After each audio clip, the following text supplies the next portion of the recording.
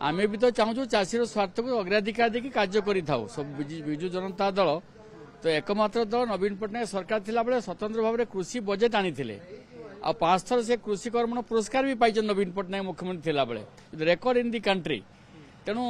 ए क्षेत्र में चाषी मान स्वार्थ को सर्वाग्रे देखी था विजु जनता दल देखी देखी आसी देखिए आगामी दिन को तेणु चाषीर स्वार्थ रहित जेते कार्य जेते कथा अच्छी सब कथा को विजु जनता दल गंभीर भाव विचार करे और देखे देखी चलती मुलतवी इश्यू अलगा मुलतवी इश्यूटा अलगा अच्छी जो इश्यूरे आम समस्ते एकमत होकर जिते विरोधी दल अच्छु सदस्य आम समस्ते एकमत हो जे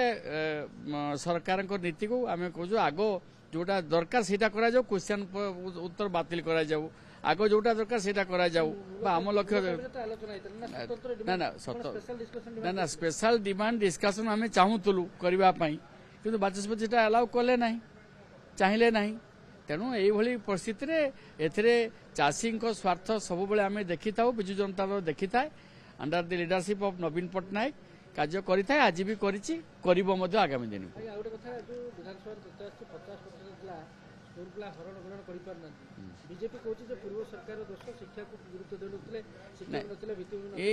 ये सब